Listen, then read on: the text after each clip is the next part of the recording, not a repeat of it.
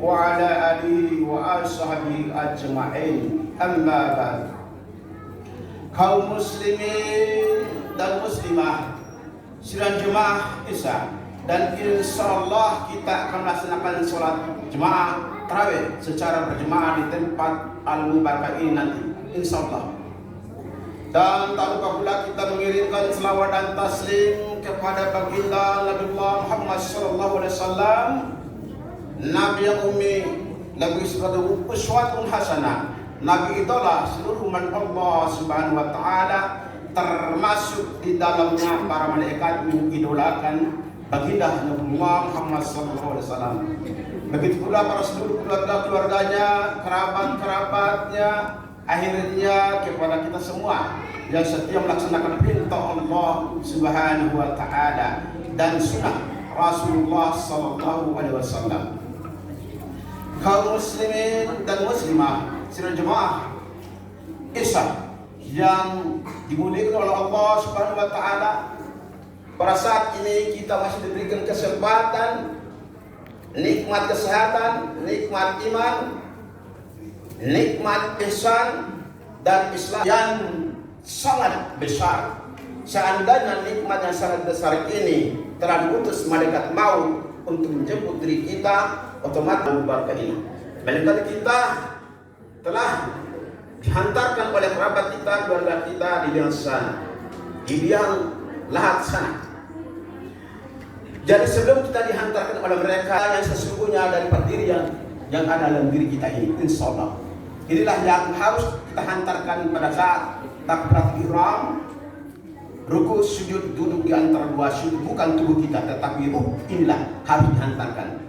Karena pertama kali diciptakan oleh Allah SWT ruh ini untuk menyembah. Setelah ruh ini menyembah Allah SWT, lalu diciptakan tubuh sebagai wadah untuk ditempati supaya dia bisa beribadah kepada Allah SWT.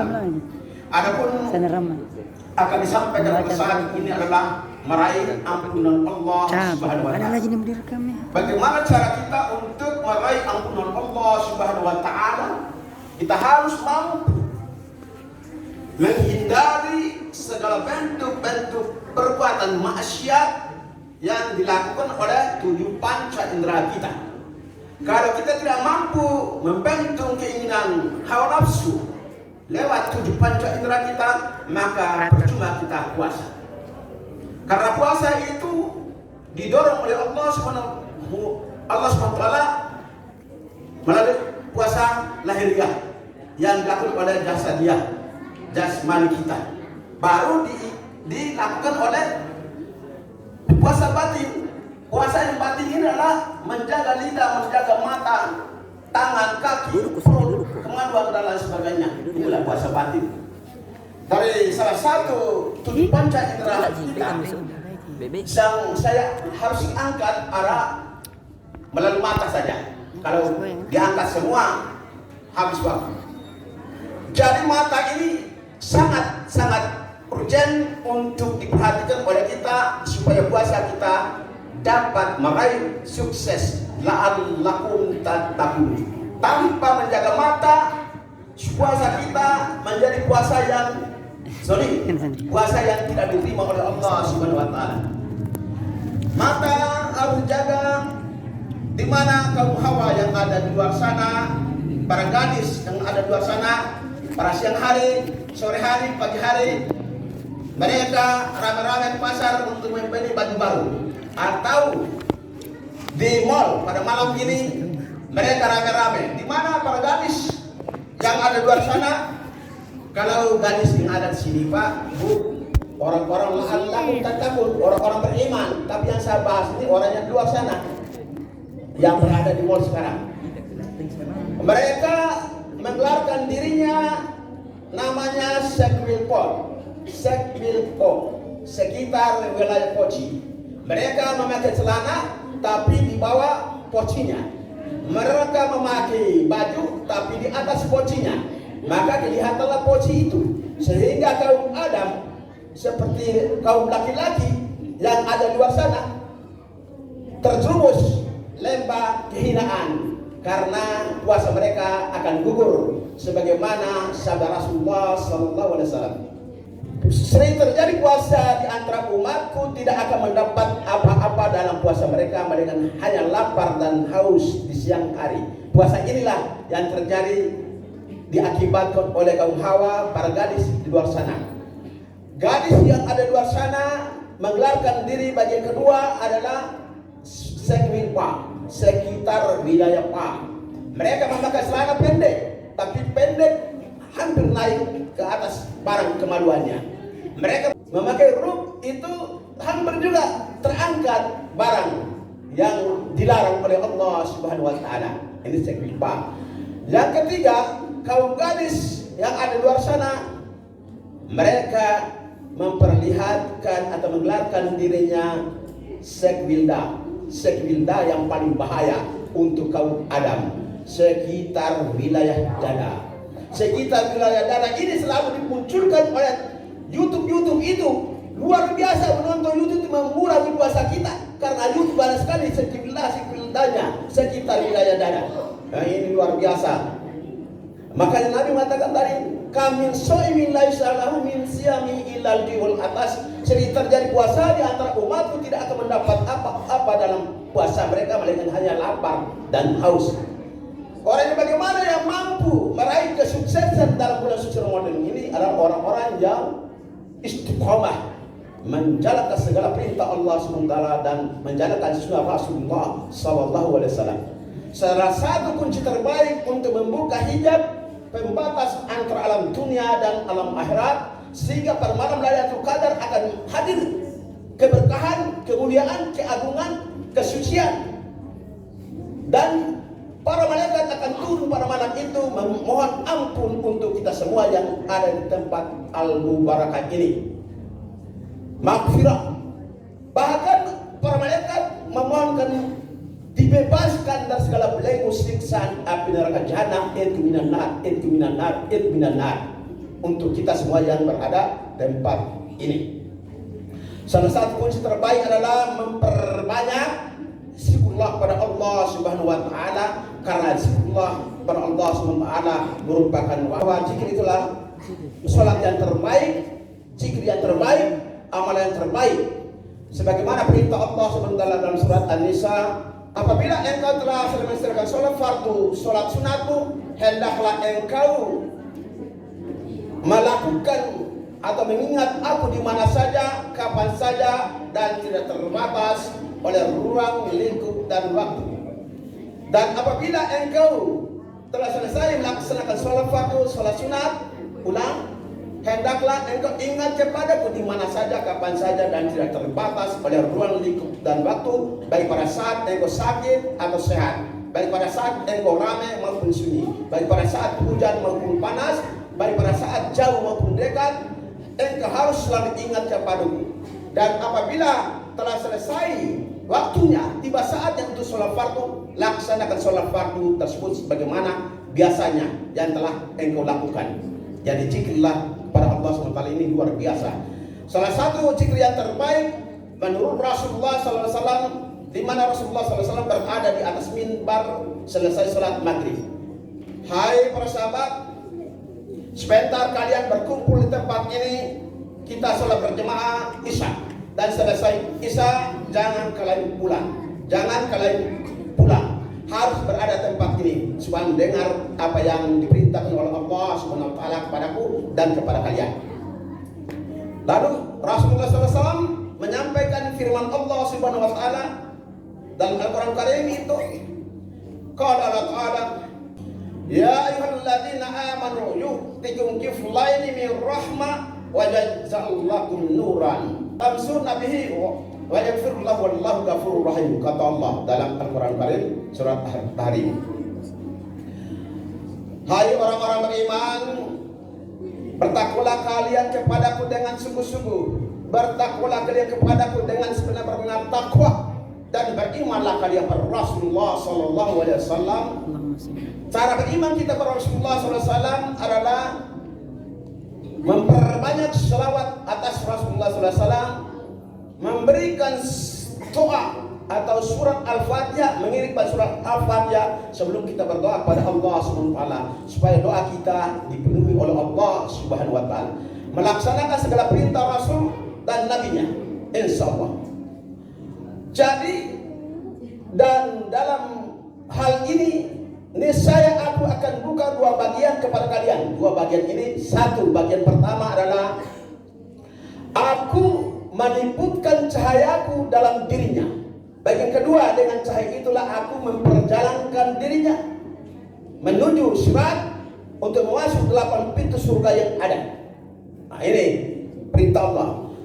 Dari Rasul mengatakan dalam hadisnya, qala Rasulullah sallallahu alaihi wasallam, afdalu ma qultu ana wan nabiyyuna min qabil la ilaha illallah, la ilaha illallah, la ilaha illallah Muhammadar Rasulullah. Kata Rasulullah sallallahu alaihi wasallam, semulia-muliaan perbuatan, seagung-agung perkataan, sebaik-baiknya ucapan apa yang aku lakukan dan apa yang aku ucapkan dan diucapkan oleh seluruh para rasul dan nabi sebelum aku, dan aku sendiri telah melakukan hal itu, yaitu mengucapkan kalimat la ilaha illallah, la ilaha illallah, la ilaha illallah Muhammadar Rasulullah. Ini mana saja, kapan saja, tidak terbatas oleh waktu dan waktu. Ini zikir. Jadi terbaik menurut Rasulullah SAW. Hadis yang kedua, kalau Rasulullah SAW, man qala la ilaha illallah ainu hayat dakhalal jannah. Barang siapa mengakhiri hidupnya pada saat sakaratul maut mengucapkan kalimat la ilaha illallah, pasti dan dipastikan masuk surga untuk tembus 8 pintu surga yang mana saja dia kehendaki. Inilah iman yang tertinggi. Ini sholat juga Pak, sholat namanya sholat yang tidak ada batasnya. Nabi kita walaupun tidur selalu ingat pada Allah Subhanahu wa taala. Adapun sholat kita lakukan ini adalah sebagai sarana yang ditetapkan waktu-waktunya. Sedangkan jikullah tidak ditetapkan waktu. Kapan kita ada kesempatan, ingatlah kepada Allah Subhanahu wa taala. Hadis berikut, kalau Rasulullah SAW, man qala la ilaha illallah Muhammadar Rasulullah mi'atan marratin jaa yaumal qiyamah wa wajhul badri. Yang artinya, sesungguhnya barang siapa mengucapkan kalimat la ilaha illallah Muhammadar Rasulullah setiap harinya sekurang-kurang 100 kali. Berarti kalau sekurang-kurang 100 kali berarti boleh beribu-ribu, beratus-ratus sesuai dengan kemampuan hati nurani kita masing-masing. Sekurang-kurang 100 kali, niscaya Allah Subhanahu wa taala akan mendatangkan diri kita bagaikan bulan purnama menuju Sirat. Sesampai di Sirat al-Mustaqim, lalu cahaya bulan purnama yang dimiliki kita lebih cepat dari berkilat untuk melewati jembatan Sirat al-Mustaqim itu untuk memasuk 8 pintu surga yang ada. Jadi cahaya inilah yang difirmankan oleh Allah Subhanahu wa taala dalam surat At-Tahrim ayat 12. Dalam Al-Qur'an surat At-Tahrim ayat 12, Allah Subhanahu wa taala berkata, ketika aku tidak ingin mengecewakan Rasulullah sallallahu alaihi wasallam bersama orang-orang yang beriman, orang-orang bertakwa kepadaku, di mana cahaya mereka terpancar dengan terang benderang berada di depan mereka dan di samping kanan mereka. Dalam surat At-Tahrim, bukan kata saya ini. Terpancar di depan dan di samping kanan mereka, lalu mereka bermohon pada Allah Subhanahu wa taala, ya Rabbku, tambahkanlah cahaya kami agar kami dapat menempati posisi yang teratas bersama Rasulullah SAW, Rasulmu ya Allah, dan ampunilah segala dosa-dosa kami. Dalam surat At-Tahrim dan surat As-Sajdah, surat As-Sajdah ayat 8, supaya kita tahu bahwa cahaya kita ada. Mengapa cahaya ini ada? Karena memang diri kita ini ada cahaya apa? Nur, fitrah Allah, ruh Allah SWT. Kapan ruh itu ada? Kita pahami Sekarang dalam surat As-Sad ayat 72. Setelah sempurna kejadian kita hai manusia, sempurna kejadian kita Pak. Yang mana kejadian kita? Itulah jiwa. Jiwa ini harus dibimbing, harus datang ruh Allah untuk memimpin perjalanan hidup jiwa ini, supaya jiwa itu selamat dunia akhirat, supaya jiwa itu tidak disiksa oleh api neraka jahanam. Apa yang namakan jiwa? Lewat 4 unsur tanah, air, api dan angin yang namanya anasir. 4 anasir ini kapan terjadi 4 anasir? Lewat hubungan seksual suami istri dengan baik. Karena ada api dalam semangat kaum laki-laki maupun kaum perempuan untuk menemu Hawa. Karena Hawa memperlihatkan aurat antara laki-laki perempuan, maka yang dinamakan api adalah kemauan, yang dinamakan Hawa angin adalah yang tadi ada timbal balik antara suami istri, memancing supaya terjadi Hawa. Lalu pada saat terjadi Hawa, hubungan baik antara suami istri, lahirlah namanya air. Setelah air ada, di dalam air itu ada sperma yang dominan, dan sperma adalah tanah. Dan sperma ini terbentuk darah 40 hari, darah 40 hari menjadi daging 40 hari, daging 40 hari, tulang 40 hari, 40 hari, tulang dibungkus kembali tulang pada daging, maka sempurnalah manusia itu menjadi jiwa. Setelah jiwa hadir terbentuk sempurna manusia, maka jiwa belum bisa berbuat apa-apa, belum bisa merasakan, belum bisa melihat. Setelah Allah tiupkan ruhnya dalam surat As-Sad ayat 72, bukan kata siapa, surat As-Sad ayat 72. Setelah sempurna kejadian hai manusia, aku tiupkan sepegang ruhku, bukan diciptakan ruh, ditiupkan. Setelah sempurna kejadian hai manusia, aku tiupkan ruhku dalam dadamu, umur 14 hari dalam kandungan ibu. Setelah sempurna ditiupkan ruhnya Allah SWT, maka Allah datang dalam surat Al-Araf ayat 172. Surat Al-Araf ayat 172. Allah berfirman, qala Allah Ta'ala, alastu birabikum qalu bala syahidna. Setelah sempurna kejadian kita tadi ditiupkan ruh Allah, lalu bercakap dengan kita, dibayar kita semua dalam rahim seorang ibu, bercakap secara langsung.